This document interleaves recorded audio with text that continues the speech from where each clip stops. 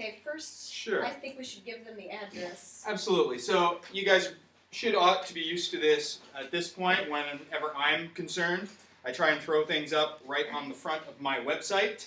So if you already have it bookmarked, good for you. You're highly intelligent. You can go right there. It's right on the front page.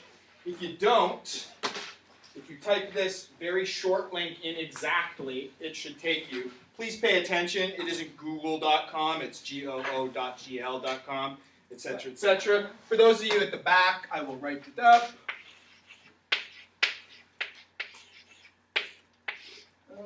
P, capital P, X, R, 8X. Little x, little r. 8X. You should have a bookmark. X. Cool. So you just type that in. That should get you there. The reason we give you this, of course, is because there are links inside the slideshow that you might want to click on instead of typing the whole thing out. If you ever need to go back to the video and the other resources we're going to show you later on, I will leave this up on my website for, the foreseeable future, at least until we're done the little 3-class session that we're going to do. So that should allow you to look through the slideshow at your own leisure if you want. So we're starting with, the title slide. You guys know us. My name is Mr. Peters and Ms. Shaer. We are, in our own sort of unique ways, we are both media specialists, which is why it's sort of good timing for us to come in here and give you guys maybe a different angle on media studies than the one that you're getting from Ms. Leggett, and just to sort of provoke some different thoughts that just because we're really interested in this, and we've got a sort of different approach than you might normally otherwise get. So we're going to start things off by showing you a clip from a little video.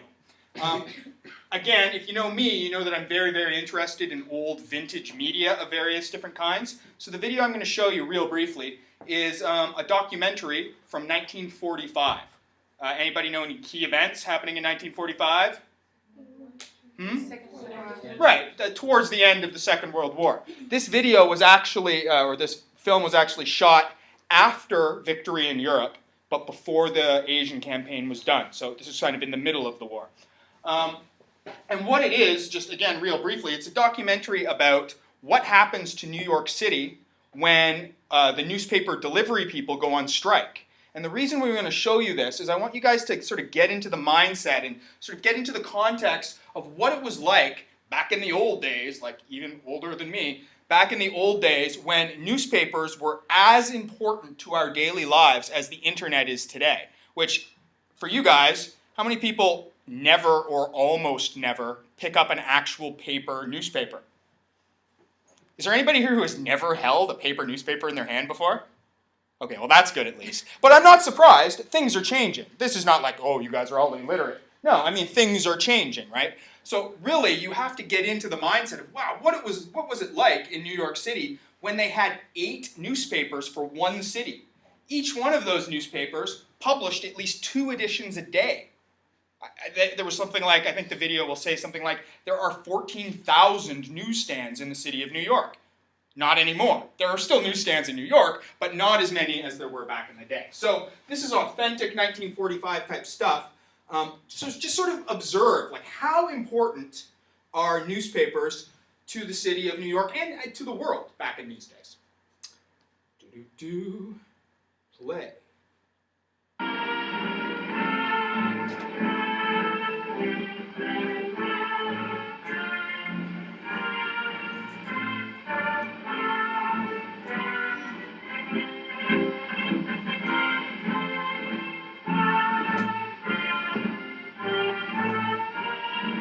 This would have been shown, if you could believe it, in a movie theater in the 40s. You go and this would be like along with the cartoon in the main feature. You get some stuff like this. There was nothing particularly unusual about that 7/30th, 1945. Subways, railroad terminals, and ferry boats for office-bound millions. Women went about their housework and later their day's shopping. Part of this normal life was newspapers, taken as a matter of course by everyone. So regular and complete a part still of get milk normal delivered to their everyday house? living that finding newspapers on the newsstand, buying them morning and night, was taken pretty much for granted. never thought of the rumbling presses that produced them, completely oblivious to the vast transportation system that placed them so conveniently on 14,000 strategically located newsstands throughout the city. No reason to contemplate what life without newspapers would mean, until suddenly and with little warning, strike. 1,700 delivery men ceased work. Newspaper trucks stopped rolling. Newsstands formerly piled high with 8 daily New York newspapers were devoid of newspapers, devoid of customers, barren as a desert waste. Today, New York is With the down lone to exception basically of 2 PM, newspapers. Down from newsstands were as bare as Mother Hubbard's cupboard. 13 million metropolitan New Yorkers deprived of their daily newspaper fare, and this at a time when great events were in the making the world over. President Truman was on his way to a meeting of the Big Three. Japanese cities were being laid waste by B-29. Thousands of American boys were returning home from European battlefields. Now newspapers were more than a habit, more than a convenience. They were a necessity. Here, then, was the time of all times for radio, the psychological moment. For years, the point has been argued, discussion has raged pro and con. Will radio eventually supplant newspapers? Isn't it easier to turn a switch than to read an editorial? Yes, for radio, here was a heaven-sent opportunity. Okay, I go stop it there. A couple really interesting things in that last moment. I really like the way that they talked about, look, at this period of time, newspapers, are not just how you get your daily dose of Marmaduke. I mean, newspapers are a necessity. They are the #1 way that people get any kind of information. This predates television, or at least widespread use of television in people's homes. And you can imagine, this is wartime. If newspapers stop flowing out onto the streets, as they noted, where are people getting that information? The other interesting thing, because this is going to be something that's going to come up over and over again over the next few days, is I like how they talk about, well, there's this new medium coming down the pipeline. What will be the future of newspapers now that we have this fancy new technology, radio, in everybody's homes? And of course, we know now that, yes, newspapers still exist, sort of, and radio still exists, sort of. But I think that the important thing about that is even back then, they were looking at technology we were using right now, and they're like, oh, what about this new technology? What's going to happen to newspapers now that we have radio? 20 years after this film was made, they were having the exact same conversation. Well, now we have television in the home. What's going to happen to radio? Are people going to read anymore? Maybe, maybe not. The very same discussion is happening right now. We have the internet technology. Is this the end of newspapers? Is this the end of television broadcasting as we know it? It's the internet. What's going to happen? This is the same sort of conversation that's been going on since media existed. What's going to be the next new big media, and what does that mean to the sorts of media we consume today? So, back to the old slideshow. So what we are going to try and get you to do today, not just today, but over the next couple days, is these are the basic learning goals. Go for it. So All right. tagging. So we're going to talk about the history Yeah. of the main 4 types of media that we're familiar with. So newspaper, magazine, radio, and TV. Okay?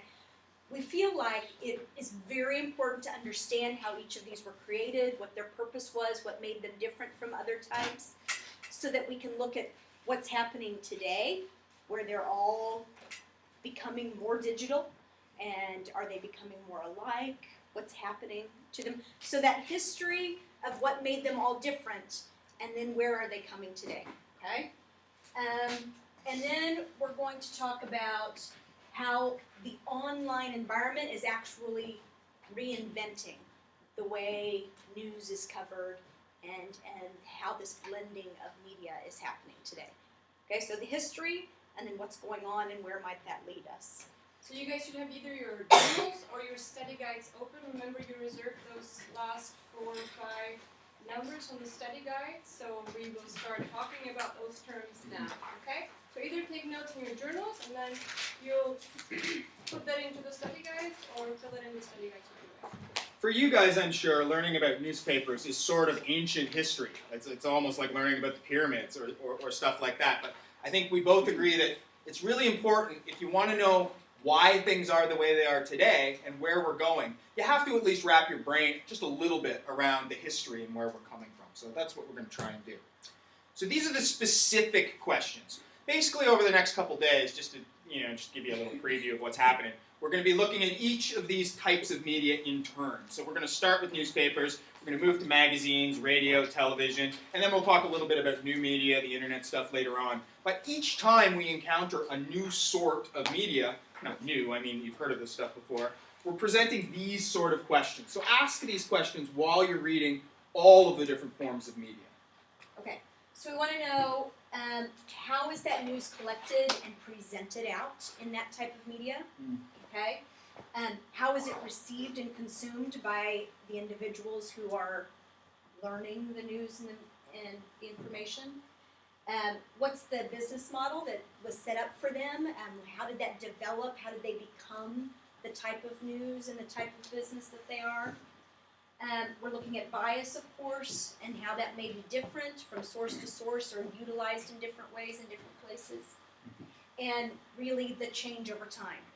From the beginning, what have they become, why are they that way, and where are they moving?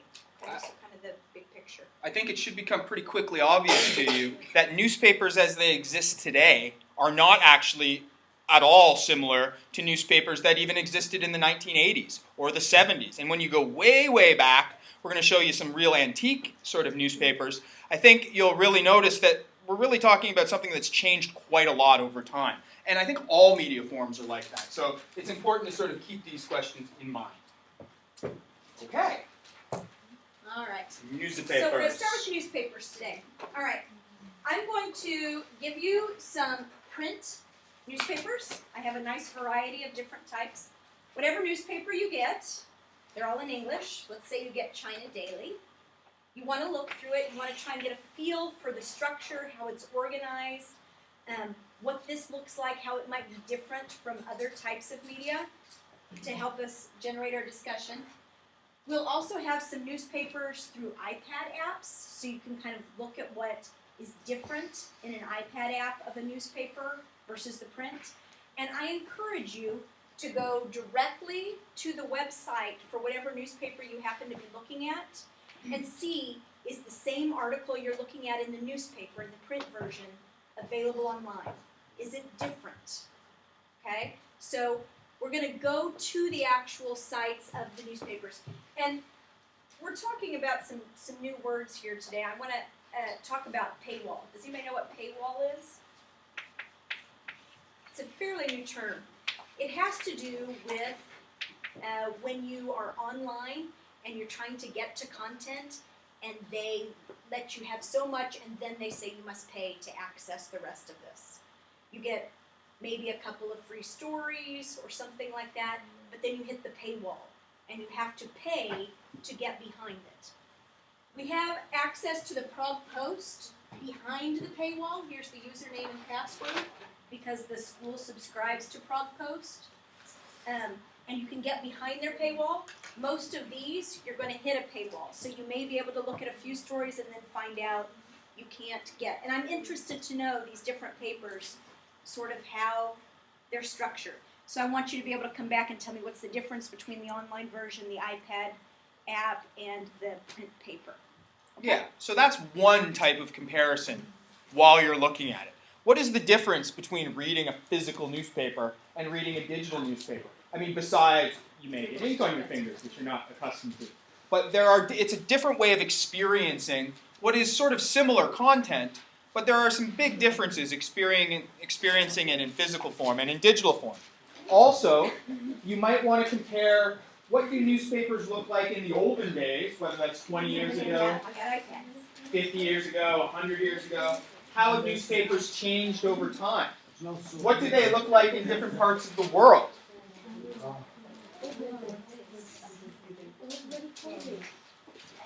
Guys, if you are looking at my slideshow, this link right here leads you to a Library of Congress exhibit of antique newspapers. So you can actually go and read newspapers from 100 years ago today and see what was happening and what it looks like compared to today's paper that you're looking at. And if you're looking for some international stuff, this website, The Paperboy, actually has links to newspaper websites all over the world. So if you want to have a look in your home country, what newspapers are like online there, you might be able to find some links there.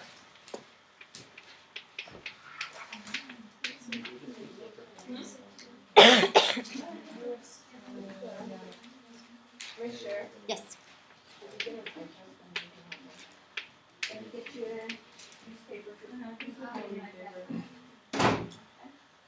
Remember, guys, we can share around the papers and share around the iPads. You can look at the websites while you're waiting for an iPad or a piece of pulp and paper to come free. So in the iPad, under the newsstand, there's several newspapers in there that we've downloaded the apps so that you can look at them. You guys have your own computers if you're just going to the internet. Yeah.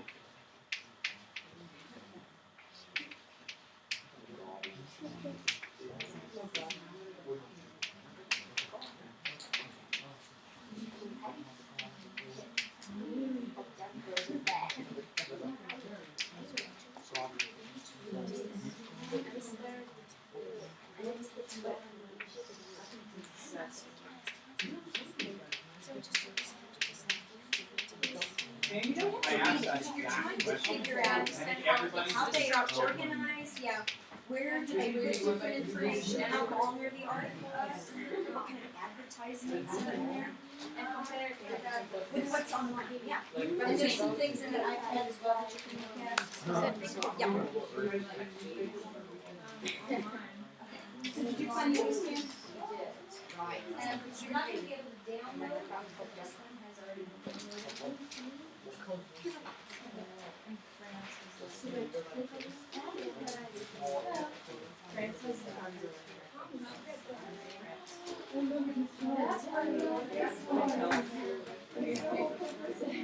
A lot of people love that page the best. The comics, the puzzles. Where is it set in the whole newspaper? Where is it? It's okay. It's in the middle to the back, right? It's not easy to find. You have to flip through a lot of pages. That is part, no, but that is, So why? if you're asked on a quiz or a test or something, like what is a unique characteristic of newspapers, divided into sections. Right, they're hoping That's you'll something get lots that of advertisements. doesn't really exist other anymore, really, like articles that are sections. interesting along your way to find that page. My favorite superhero, So they hide it on purpose. from a costume perspective, or which book do I There's like? Star Trek. So the iPad apps are interesting. They're all But in 1995, Star Trek was like the most famous Halloween movie. Emma.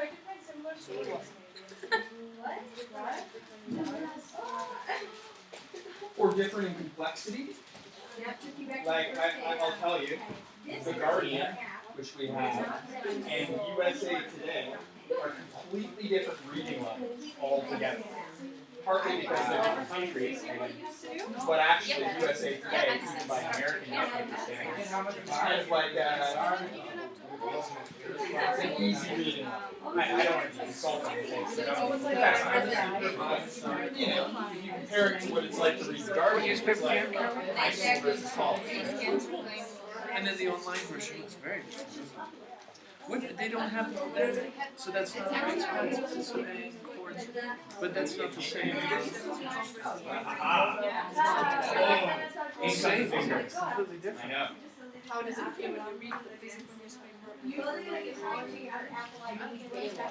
Yeah, the big Chinese. Yeah, but right here, no feel discussing. Keep that in mind though, because there are different styles of newspaper. What you're talking about are called broadsheets. This is called tabloid style. So the different kinds of newspapers tend to say a little something about the type of content inside. So what a newspaper like this, what is the advantage of something this size versus the broadsheet that you're used to at home?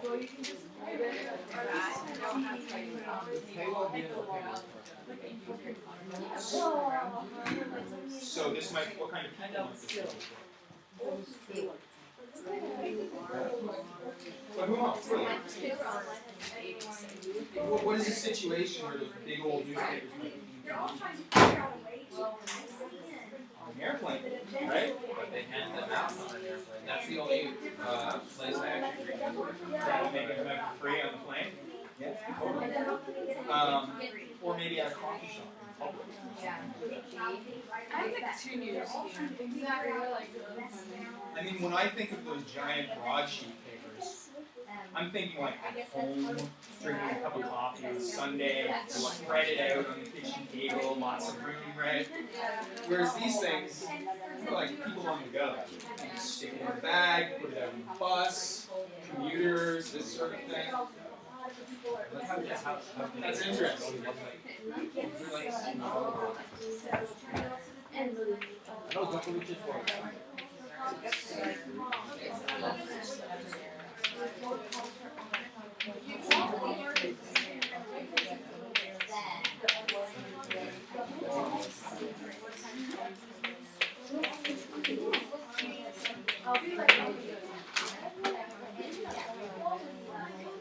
Okay, let's crack open. I don't know. I don't America.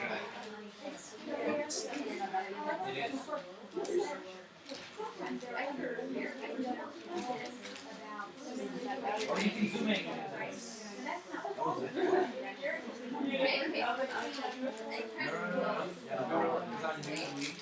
Yeah, I have, but because on Newsweek, you can't zoom in on certain angles of the plane now.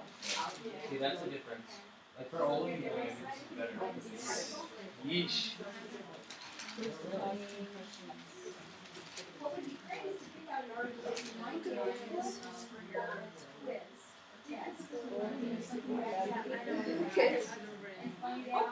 Is that, oh, there's the time for your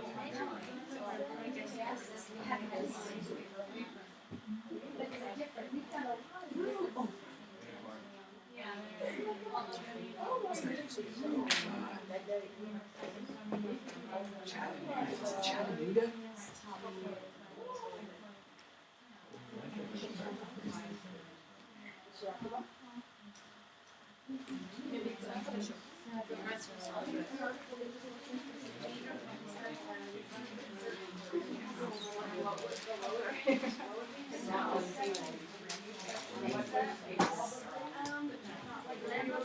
So you have, it's different.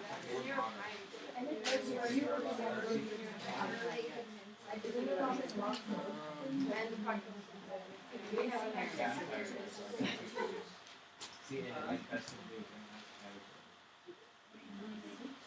and the ads, you know, the ads are like all for page.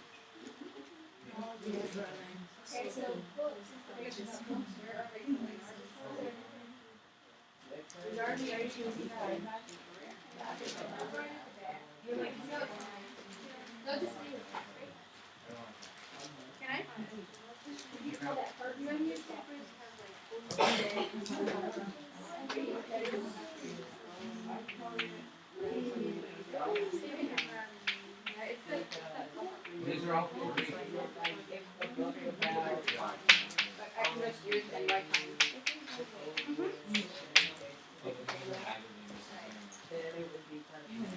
Or barcodes because we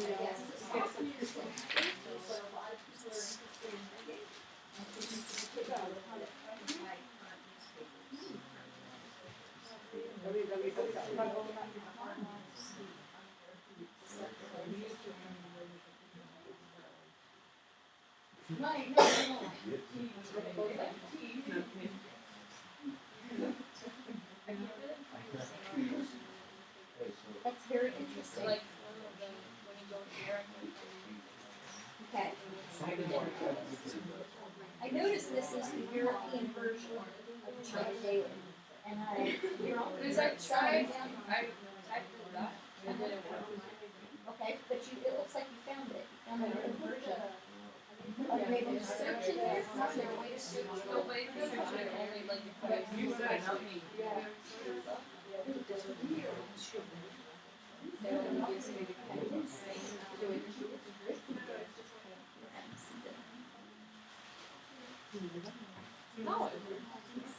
Oh, good. Well, as long as it worked.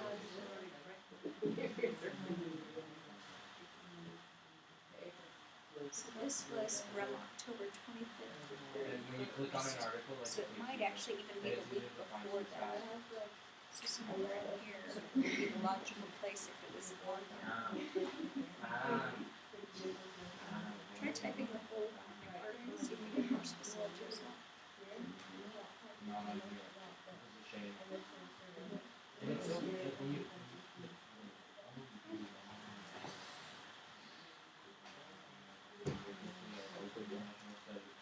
Okay. Okay.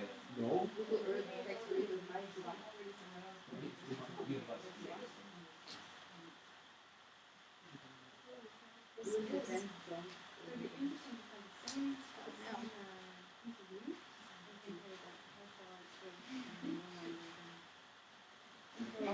I'm noticing this is continued from page 1. I wonder if you search Ready to Go, which is the actual title, or the writer's name, whether either of those might be more useful, since that's almost like a second title.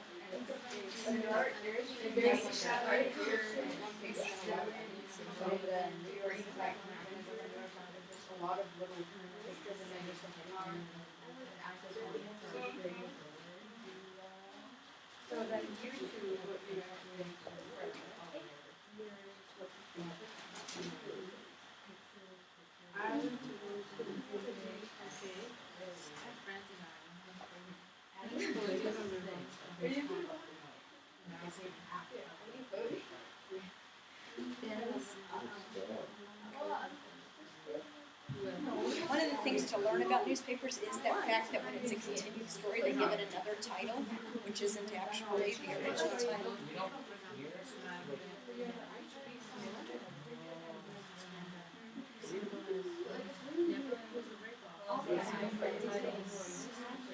It's entirely possible.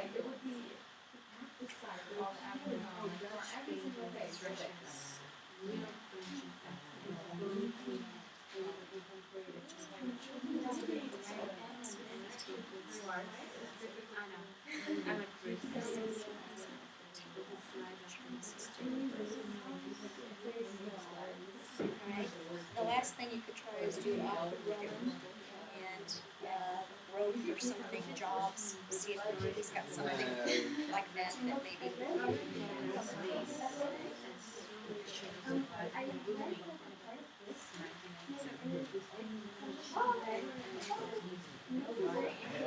maybe. Hey, maybe click on the ad. I find that fascinating, so we can't find the article. I think so too, since it made the cover of the newspaper. Why can't we find it on that? Strange.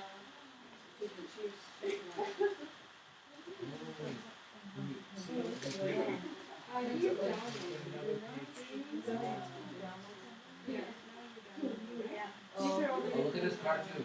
Good, pretty. And they're all free. This is a magazine that's printed by the same people. Top article. So this is not a newspaper, it's with the magazine, and the newspaper is Wait, that's the Hunger Games. but they make this icon. Do you like Harry I Potter? don't think they do that. Who's your favorite character? It's not everything that's in the paper. I like As a matter of fact, Harry it Potter may be very much. completely different direction. Then I'll put Do you have any pictures on here? Do you have any games on several here? places do this. They give you something that's highlighted. It's a very famous old book. Where's the hottest part of it being second choice to the average, part of it is by giving you some free content that you like, they're helping to build their brand name. Oh my god, how bad can it be? Yeah. Yeah.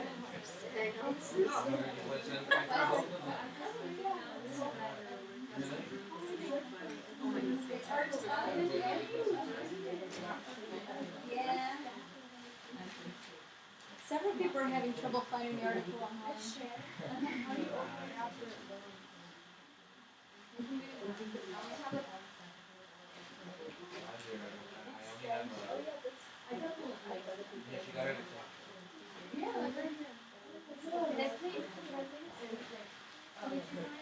No, because I need this paper for other people.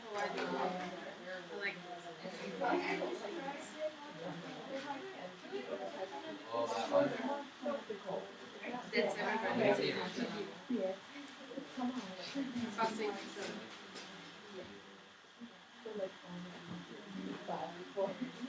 I don't listen to it takes so long. That's awesome. That's really cool. Oh, I thought I downloaded this.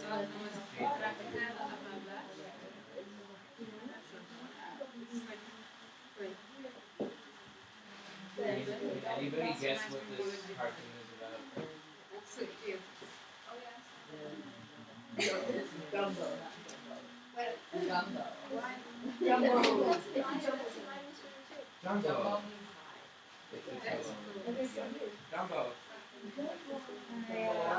I can't tell. It looks like it's downloaded, but it doesn't act like it's downloaded. That's Don't go to magazines yet. It's been time for magazines. Just the newspapers.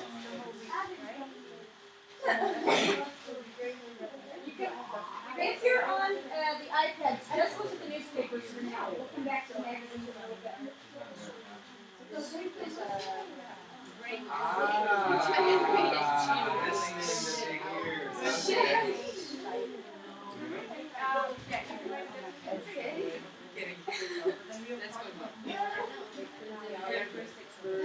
Oh yeah, what difference? You can't lift your fingers. Okay. Are you guys ready to have a little bit of discussion about what you've looked at? Yeah. Okay. Cool.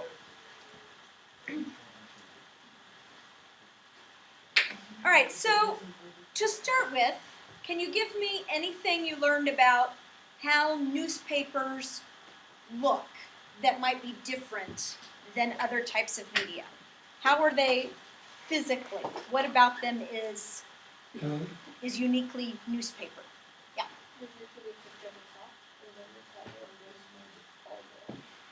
Okay, and that's very modern. You would see if you looked at some of these old newspapers before they had pictures or color or any of They have that, some. that they looked very different. Those pictures might be slight illustrations in places, but that's, why do you think they do that? Why do you think pictures have become so important in newspapers? That's true. I would argue it has something to do with the other types of media that exist and a way that newspapers trying to compete with those.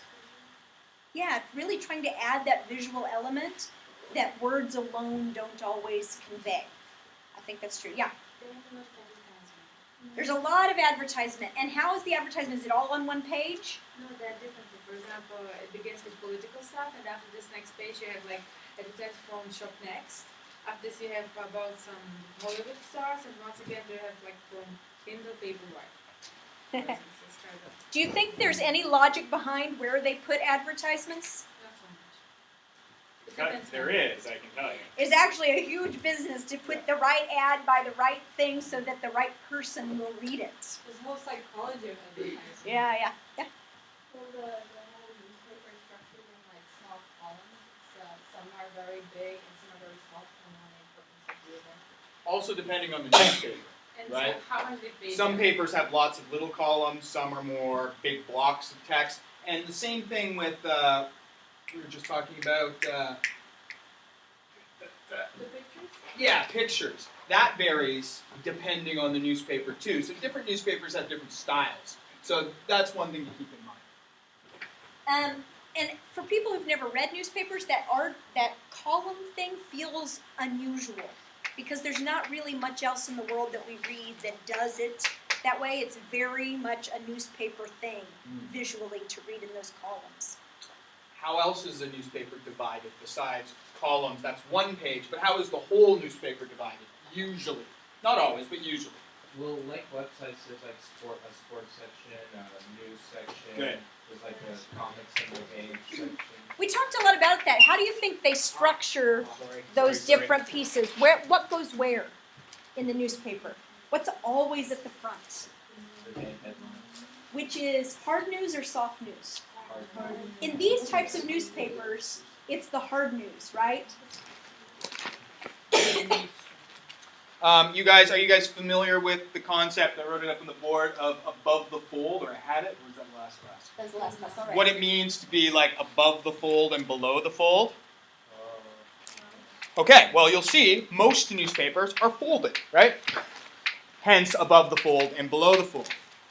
The real estate above the fold is much, much, much more valuable, both for advertising and the types of articles that they put there. Can anybody guess why that would be? Yeah. Because people will see like at first they take their attention to watch there, then turn it left. You're absolutely right. They'll see this first. Why will they see this first, though? Maybe you don't even know since you don't read newspapers, but... So, for example, at a newsstand, it would be lying like this. You wouldn't even see what's down here. Where else do people get newspapers? Again, maybe this isn't something that's in your realm of experience, but, back in Canada and the States, where do you get newspapers often these days? Shops or machines is what I'm thinking, like a newspaper machine where the newspaper is slid into the window and all you get to see is this. So you have to convince the people that they want to buy this whole newspaper just based on what you see right here. What's here, I mean, it's important, I guess, but it's not important for do I pick up this newspaper and buy it or not. So right up above the fold, you see there's an advertisement on the USA Today.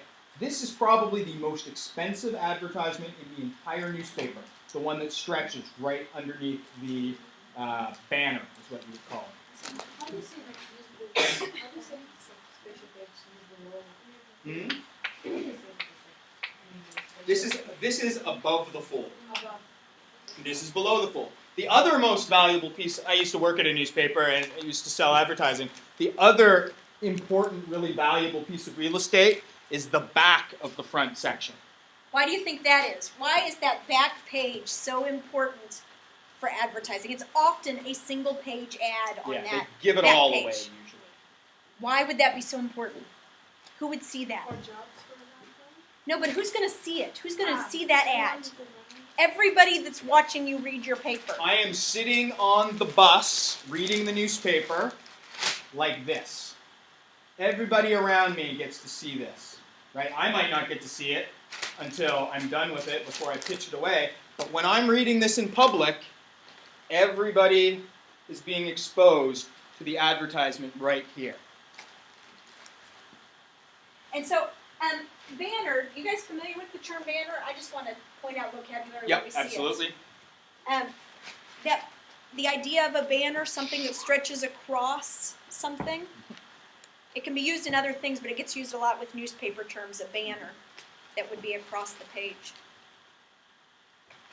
Okay, I talked to several individuals about how their favorite part of the newspaper is in where it's located within the paper. Who talked to me about that? Okay, tell me, what did we learn? What were we talking about? Well, when you're flipping through the newspaper, usually people immediately want to go to the game section to compete out all the games. And you notice that they do that because they want you to look through, well, they hide it somewhere in the newspaper, and then people would have to look for it. So they would see all the ads, and if they would be interested, then they might read more and see more. Right. It's not in an easy to find place. It's not right in the middle, right at the end, or right at the beginning. It's slightly hidden so that you have to work your way through lots of other pages of the newspaper to get to what you're interested in. And you might be interested in the games. Other things that are really hot with people a lot of times are weather, sports, those kind of things, and they all tend to be somewhere back within the paper, so you have to hunt a little bit through other things to get to them. You guys, I know you've talked about this before, but that is like just getting to the vocabulary. I know that you guys already talked about the difference between hard news and soft news. Was it the newspaper? the article that you read?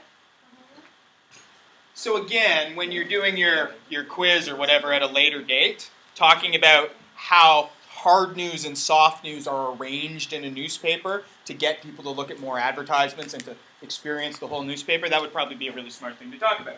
The other thing that actually we didn't cover in last class, same again, we had a great conversation over here about different sizes of newspapers. Okay? This one right here, these are two different styles of newspaper.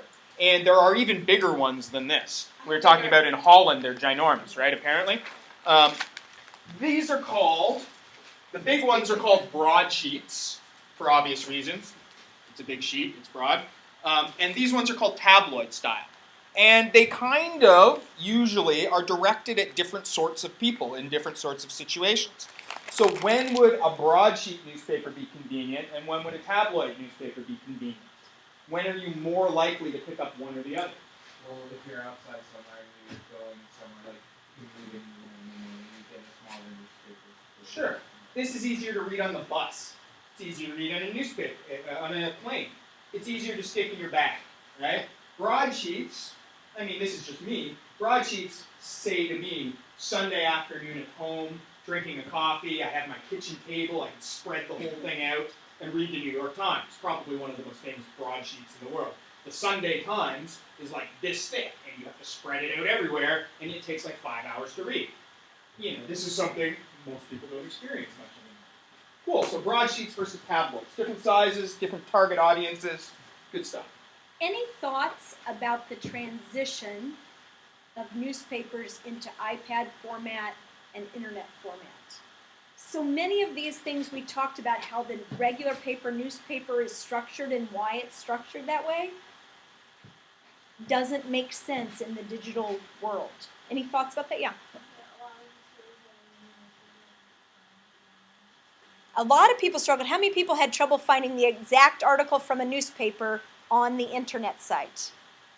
Yeah. Why do you think they're different? Okay. Maybe they're customizing to who they think the audience would be. Why else?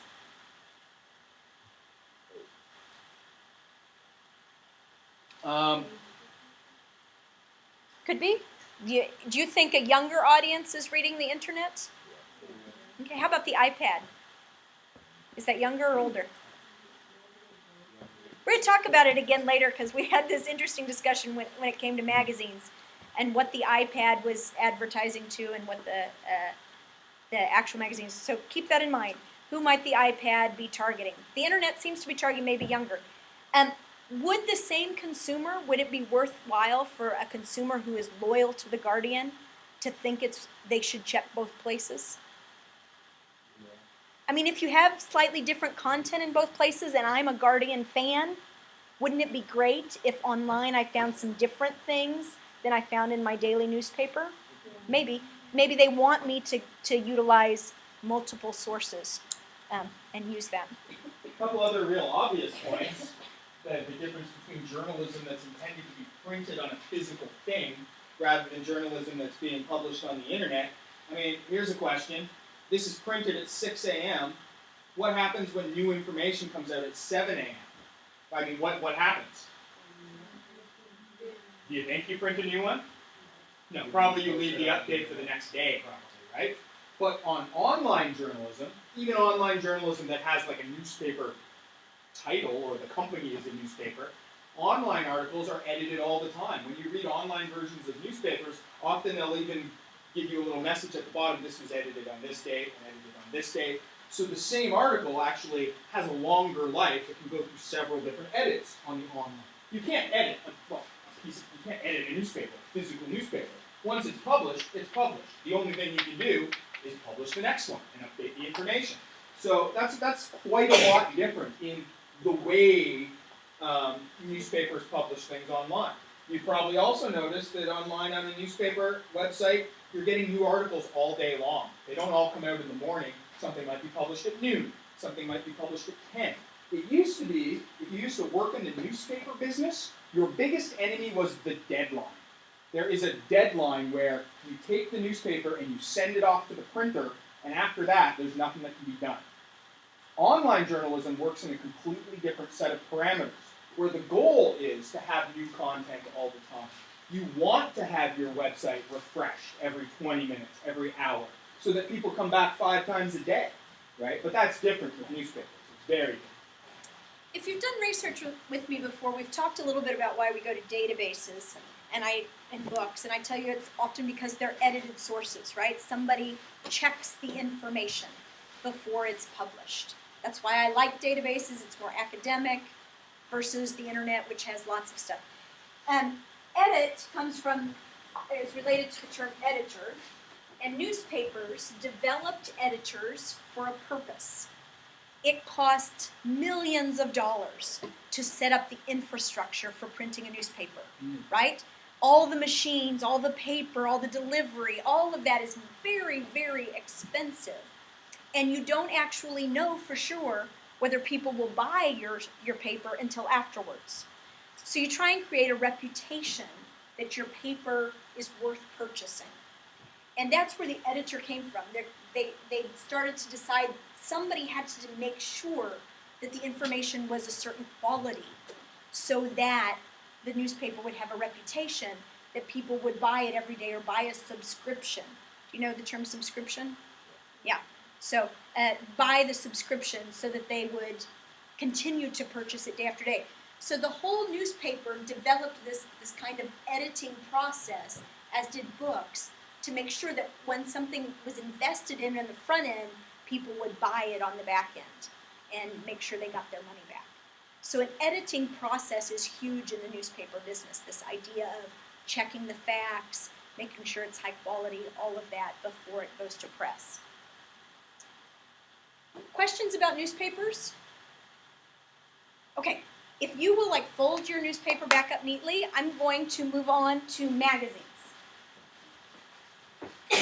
Basically, we're going to do the same thing with the magazines. We're going to have a look at some actual paper magazines. We're going to have a look at some digital magazines. We're going to make some comparisons. Old magazines, new magazines, digital versions versus paper versions. And again, you're asking yourself, number one, what are the characteristics that make a magazine a magazine? What is it that makes a magazine and a newspaper different? Okay? And basically, how do the differences change how you experience them? Okay. Yes. I just have a question about newspapers. Yeah. How do they decide which pages are colored and which are not? Like, what goes on the colored pages and what? Okay. Newspapers have to be the pages either all color or all black and white. Usually what happens with a broadsheet newspaper, you see them like this, right? But actually when they're printed like this with 4 pages. So this might be front cover, back cover, and then the 2 middle pages, right?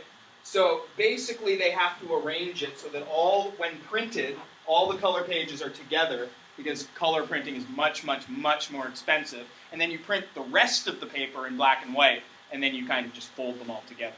So traditionally, half a dozen pages out of a newspaper might be color, the rest of them would be black and white.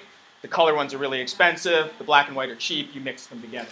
These days, mostly papers are color through and through, or black and white through and through. But a lot of the time these days they're all color, yeah.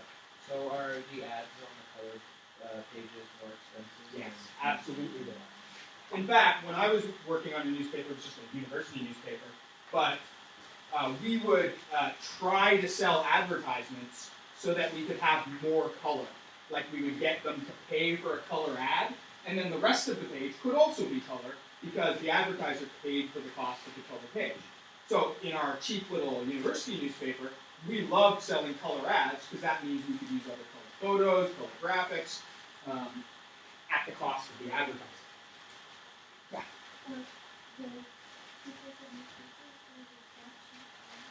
Broadsheet and tabloid.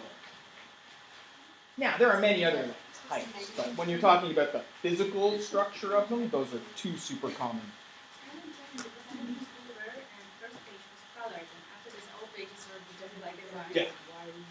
Was the first page and the back cover, were they both color, or was it just colored in?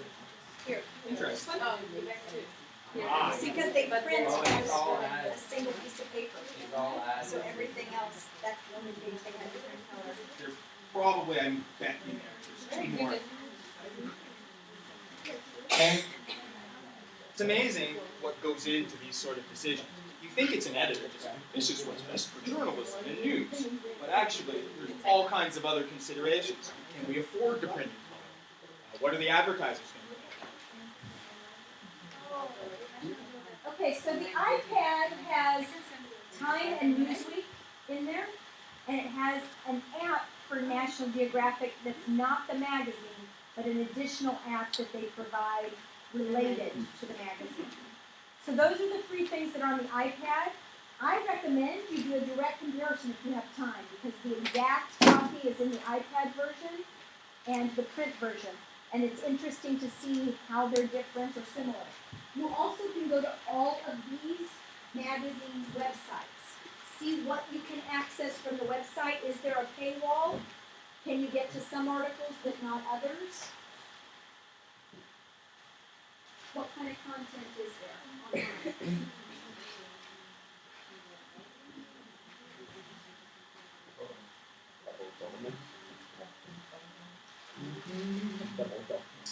Again, always think to yourself, what's the difference between the articles I'm looking at now and the ones I was reading in a newspaper a few moments ago? Obviously, they may be different things, but like structurally. Yeah, both visually and more than that. Yeah, I mean, obviously, there's different subtypes. like in the day, when you have more opinion, like from this side about the Okay, yeah. See, I will tell you, interestingly enough, EBSCO has the full New York rated every month. And you can, within EBSCO, have EBSCO send you I an mean, email, just all the visually. links to all the I mean, articles National that are Geographic's And one of that this is example. sort of get around it. It's Uh, not beautiful, it's generally, not all more color, more pictures. But you can get all the articles through our database. And there's several magazines out there that database has the full content. Have you ever seen the virtual version of the National Geographic? Where do I show you? So it's everything. It's 100 times better than the print magazine. I know. This month, this is really good. Really good.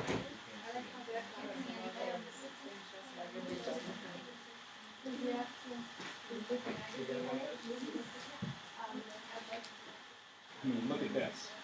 Look at this. This is New York.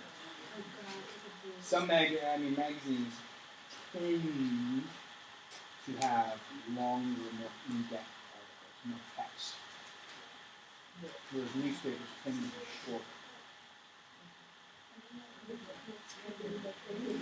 Notice to see if they're the same kind of departments in both newspapers and magazines, or if they're different.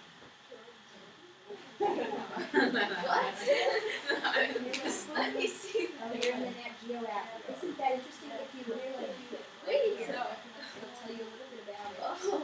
You still have And then on that same day, they often have an article and a video. No, I mean this. They post that every day. This is a Because shift, this is just not from them, but usually from some reader. So they post awesome readers' photos.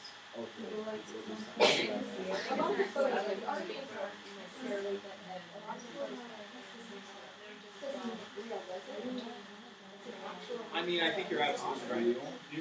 Magazines tend to be more visual.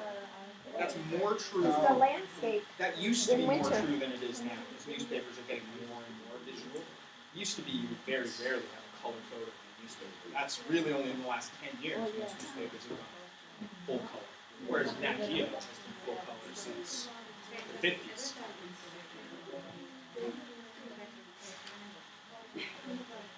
Well, and the thing I like about Nat Geo is they don't spread a bunch of little advertisements. When they bother, Yes, and what? they use a whole page. So and which then one was it's gone. first? This Most came of out Nat what Geo day? is actually really good articles and pictures. October 28th and November 4th, that's weird. And that's October 23rd, so that was posted before this was printed. And can you see any advantage of one versus the other? Why didn't they go back to this one and they actually print it? You think it is? So maybe that's And it. Maybe show- they and found it shows this, like Yeah, the right. actual So maybe they had access to a better picture a little later than they did there. Or maybe this one was more interesting visually on the internet, but wouldn't have been as satisfying in the magazine.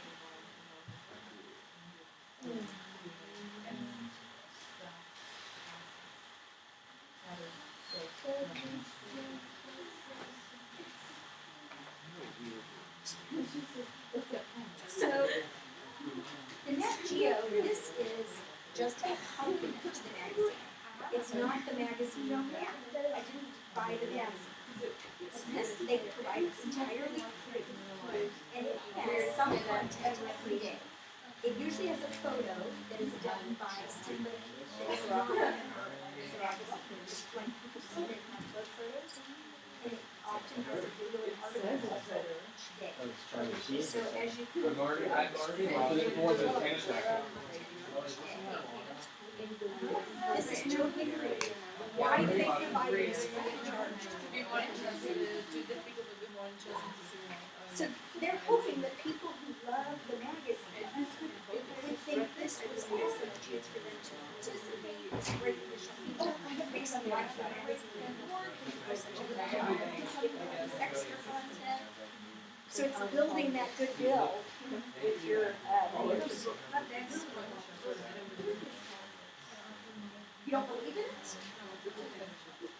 Just everybody in a helicopter watching the bike race. It's an awesome picture. I don't think so. I would guess that they're very careful about putting a Photoshop images. Nat Geo is for sure.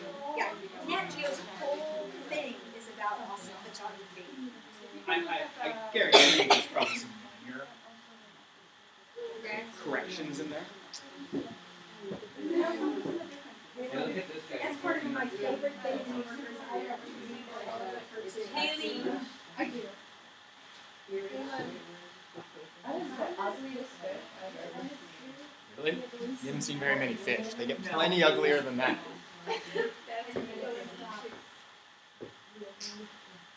that's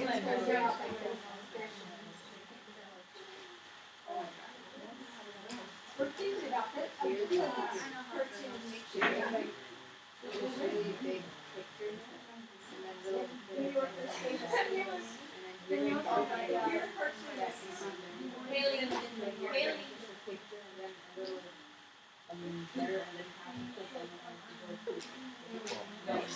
that's so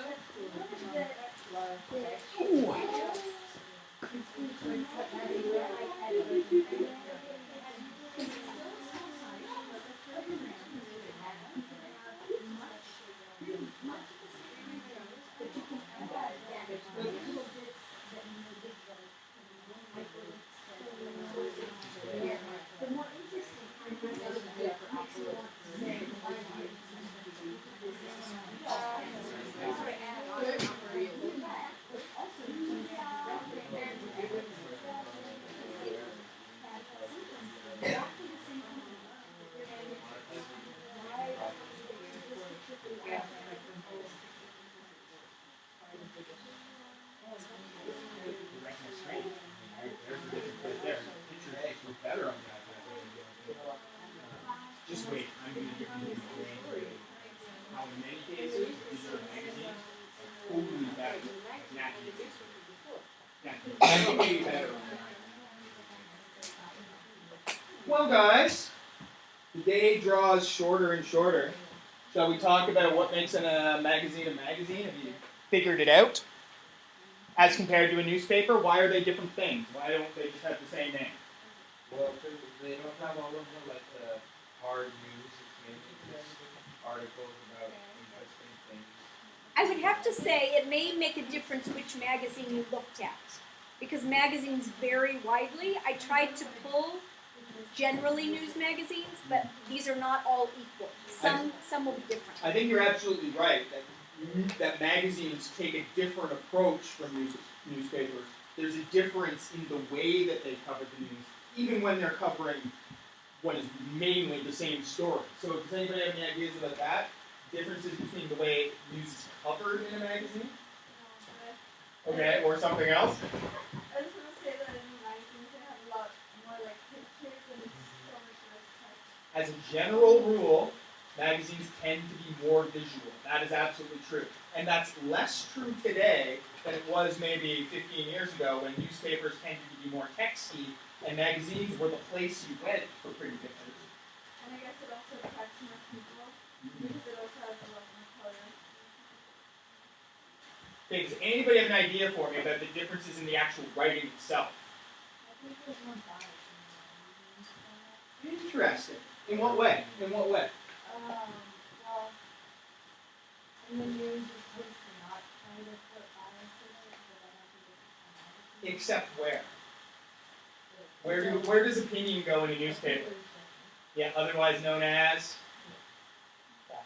the guy that does the thing that the Shaer said that the editorial page is right. Usually the editor writes an opinion page.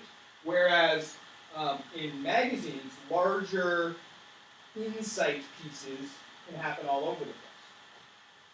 I would say that magazines they concentrate more on the personal hobbies somehow, like their personal passions. So, like for example, I know New York Times stories about different celebrities. There's, for example, about clothes or about geography science.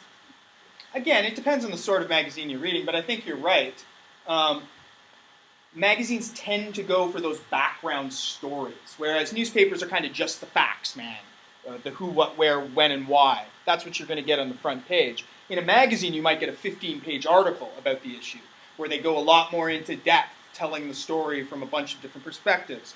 Generally speaking, and you can probably think of examples that don't follow, generally speaking, magazine writing tends to be longer, and it tends to be more in-depth than newspaper writing. There are exceptions. You read a New York Times editorial on Sunday, and it may be 2,000 words.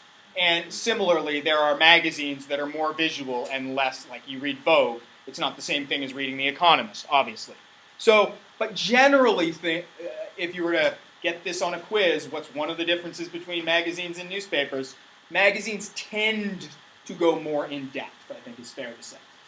One of the other things we should consider, which we didn't talk about particularly in newspapers, but newspapers are sometimes one per town or a couple per town these days.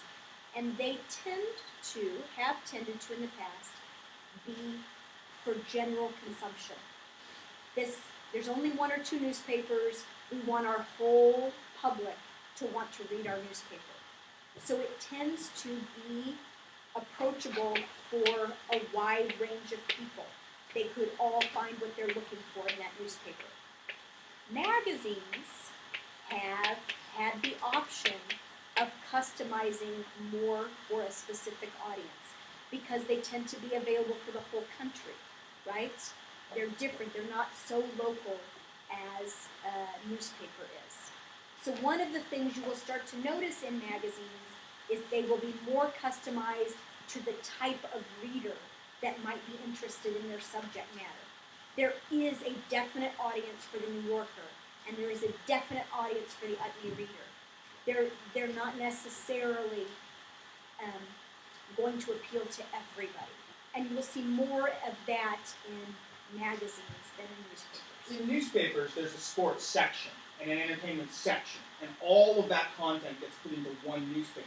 But with magazines, there is a separate magazine for Sports Illustrated. There's a separate magazine for entertainment stuff. Whereas in a newspaper, that stuff tends to get crammed together. Newspapers are general, magazines tend to be more specific. And again, there are exceptions, as always. What else did you notice as a difference between magazines and newspapers, or magazines and other types of information? Yes? Even though they kind of to me like there's like a lot more in the magazine, there's like a lot more writing in one page and like less pictures. And then there's more pictures and less writing and there's more writing. Okay, so that the feel from page to page could be very different, whereas the feel in a newspaper maybe is more consistent through the whole paper. Okay, great. What I see is that also in the beginning of the magazine, they put the biggest advertisement in the beginning of the magazine. and then they sort of get onto the writing, and then there's less advertising. Once you get into the meat of it. Yeah. Tell me what's on the back page of your magazines. I'm just curious. I haven't checked them all. Does everybody have a good ad on the very back so that if I'm holding up reading my magazine? Yeah, similar thing. And how about the back? Yeah. Yeah. There is one other that I can think of. There are many. There's one massive difference between newspapers and magazines that nobody's come up with yet, and it's something you guys should be able to come up with. What is it?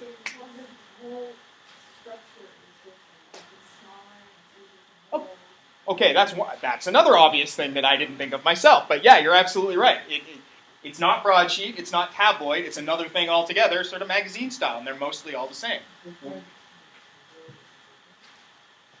Glossy versus newsprint? Sure, I didn't think of that either. Apparently there are lots of obvious things I didn't think of, including the one I haven't said yet.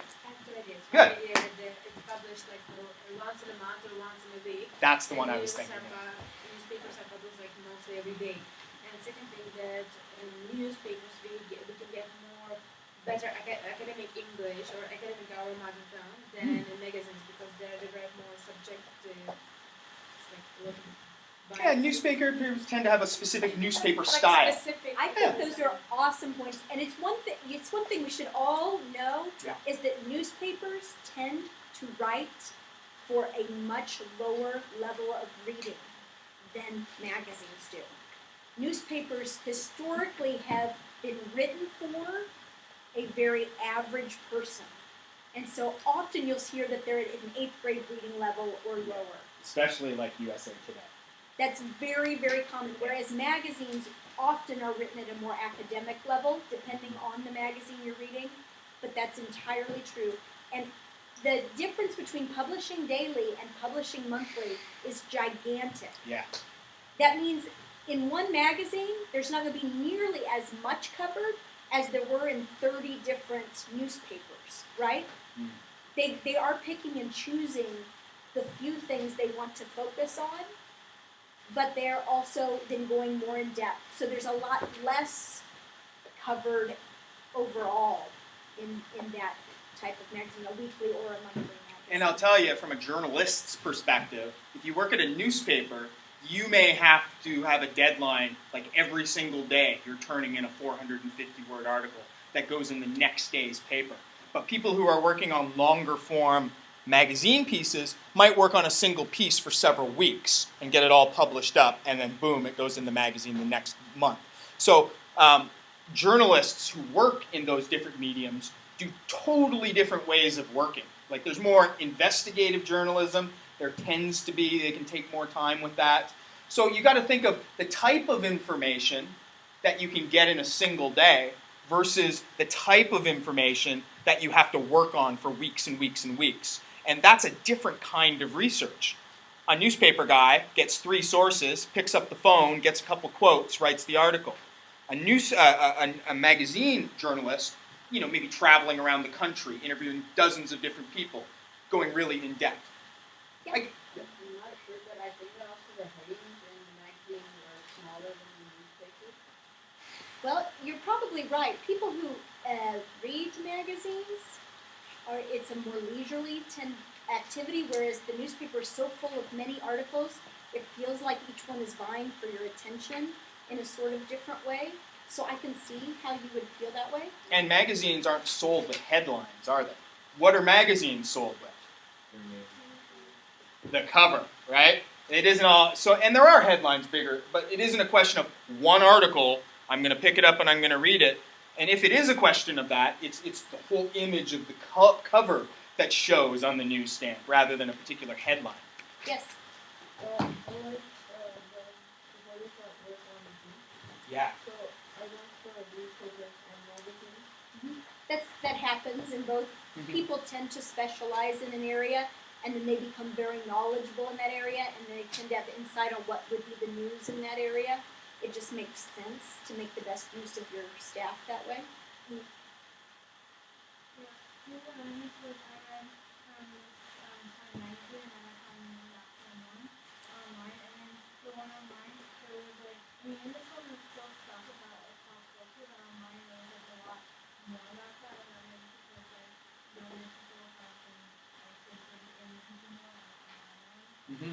And also, digital, there's no limit to the number of pages you can have in your magazine. When you're printing a print magazine, every time you add a page or two, you're adding to the cost of production. And they don't change the price of a magazine every month, it's always the same. So adding more pages means less profit, right? But online, you can put all the fluff you want, basically. There's no cost associated with putting, you know, the latest twerking video on Time Magazine. I mean, it doesn't cost you anything. And 1,000 people might click on it, and that will make you money. So putting more fluff makes more sense online, whereas in an actual piece of paper, more fluff might actually cost you money. Or soft news, if you don't want to call it fluff. I don't know. Same thing. Any other insights about magazines?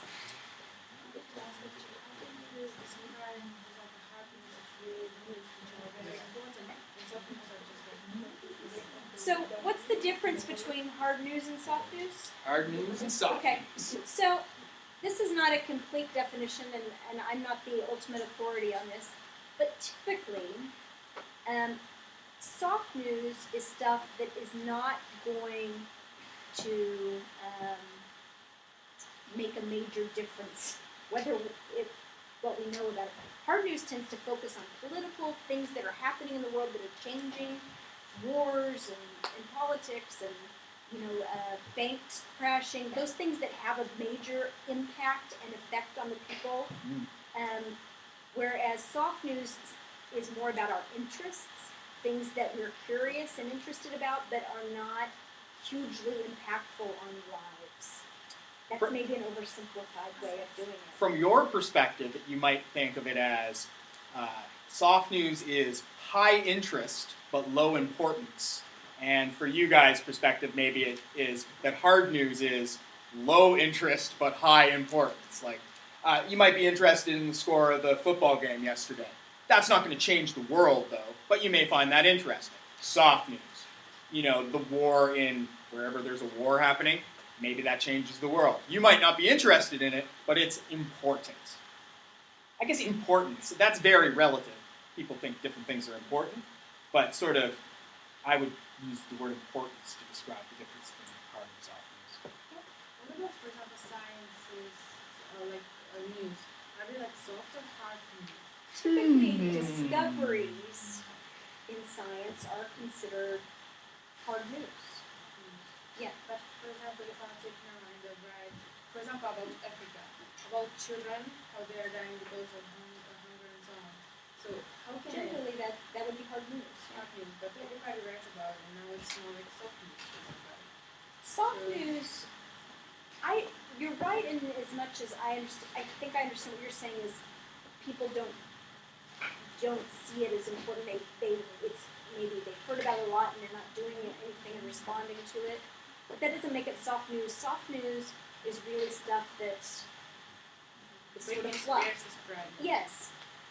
Tabloid type information, sports, entertainment, things we love to know about, but really aren't what we consider news. So for a science perspective, like I read Wired magazine, and there's a whole section of Wired that's just gadgets and stuff, the newest crap for sale.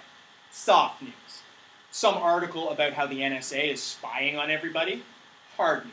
So, I mean, it varies. Magazine to magazine is full of both of those things. And sometimes there is no hard and fast rule. This must be hard news and this must be soft news. It is kind of a subjective thing with kind of fuzzy borders. So in some cases, there are no right and wrong answers. There are right and wrong answers, but there are gray areas for sure. Okay, anything else you want to share? Okay, I need